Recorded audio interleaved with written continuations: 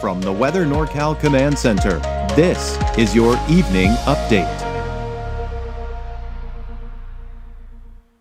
You want to go where to buy a new refrigerator? Steve's A to Z Appliance in Cottonwood? In Cottonwood? Just a 10-minute drive. And they'll save us money. New and used, honest, reliable, factory-trained repair service and parts, and they'll save us money. And dispose of this thing? We gotta make the short drive to Steve's A to Z. Thanks, son. Steve's A to Z Appliance, front and main streets in Cottonwood. Drive a little, save a lot. Well, happy Friday evening to you all. You know, the rain pretty much came as promised. We didn't really see much rain as expected for the North Coast, including Trinity County, western Siskiyou County as well. Kind of looking at some of the totals I've seen since this morning, anywhere from a few hundredths to a little over a tenth of an inch of rainfall. And there's going to be more coming in through the evening and even into parts of tomorrow, early tomorrow. But overall, things are going to start to dry out here for the North Coast, especially by tomorrow. We'll take a look at that in Futurecast. But let's take a look at the radar and take you through the afternoon to the evening. There you can see that kind of rain as of 5:30, kind of pushing through the north end of the valley around Red Bluff northward, where the bulk of the rain has been. And of course, that's going to continue to push itself off to the east. Even some lightning strikes in extreme northeast portions of Siskiyou County, just to the east of Doris. So again, this is just the beginning. We've got more of these waves coming through, and that'll bring us more showers and even some thunderstorms here later tonight and even into tomorrow. Again, Futurecast will kind of spell that out for you. Here's what it looks like in Elk Country, Trinidad. Actually started to dry out a little bit here, some leftover puddles from what we've seen here throughout the day today. And as we take you up north into Crescent City, kind of the Battery Point area, just kind of those gray skies out there, but just again, not a ton of rainfall for many of us along the coast. So there you can see as we look at the valley, you can kind of see some of the rain out there. We've got the overcast skies, and we'll continue with that here as we take you into tonight. So taking a look at what we've got here, showers and thunderstorms tonight, isolated showers and thunderstorms again for your Saturday. But then I do expect dry and mild conditions for your Sunday, pretty much going through all of next week. And we'll go into all of that in a little bit more detail here in a second. But this is the main area of low pressure. This is the storm system that's moving through as we speak. So what's happening is we're kind of getting that first push and that first wave coming through. That's what we're seeing here this evening, right? Now behind it is some colder and unstable air. And not to mention the area of low pressure itself is what's going to be moving through, and that will also help to destabilize the atmosphere a bit. So there's that low pressure system. It pretty much moves right on top of us by the time we go into late tonight and early tomorrow morning. So this is when the cooler air really begins to cool down. Temperatures dropping for your Saturday. Now, as we go into Saturday night, into early Sunday morning, this low pressure will be down to our south and east. At this point, things dry out. Now we're still looking at the cooler air in place though, but that low pressure moves on out, and then we're going to be talking about cooler and wetter weather that we're seeing now to warmer temperatures. In fact, valley highs by the middle to latter part of next week are going to be creeping back up into the low 90s. So yeah, the heat's not out of here just yet. We've still got some other heat waves to contend with, at least this one. All right, so here's Futurecast. And again, doing a pretty good job seeing where the rain is right now, mainly around Redding, Red Bluff, and of course northward, and seeing those thunderstorms off to the north and northeast portions of Siskiyou County as well. All right, now we're going to take you into about 10 o'clock tonight. So what's happening is we're probably going to see a lot of that activity that's moving through the valley begin to intensify as it moves up the mountains here. So we could be looking at some stronger thunderstorms developing later on tonight, especially to the mountains east and northeast of the valley. But we're going to see some new development coming in behind that as we go into early Saturday morning. So there you can see some of the showers and maybe some thunderstorms around the valley.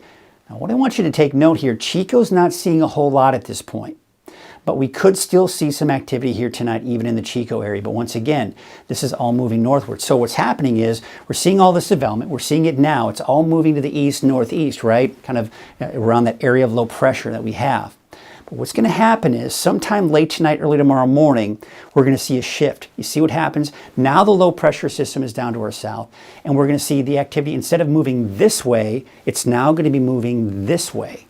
That's because now the area of low pressure is down here, counterclockwise spin around that low, and that's the direction that the showers and thunderstorms move in. So we take you to tomorrow morning, 6 a.m.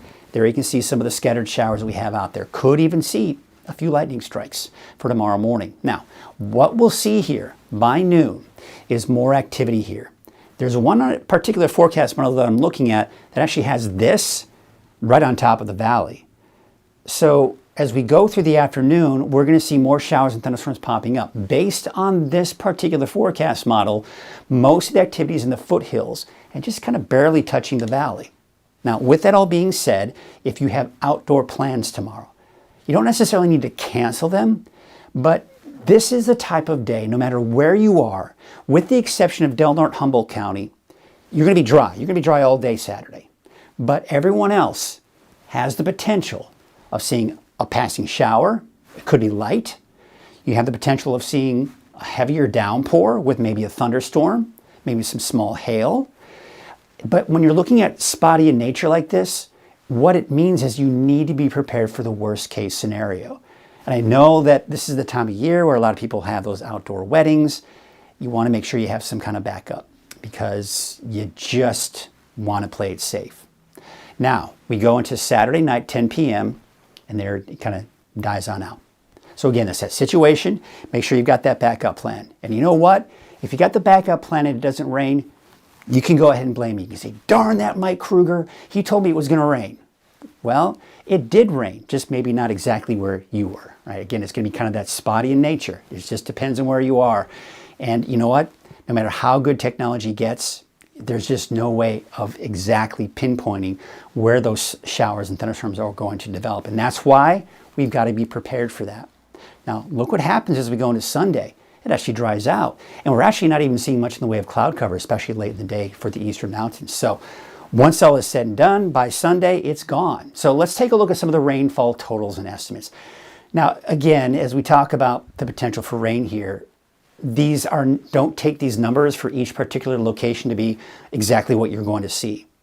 But what we can take from this trend and what we can take from all of this is that the bulk of the rain is going to be in the area of the green here, and especially yellow.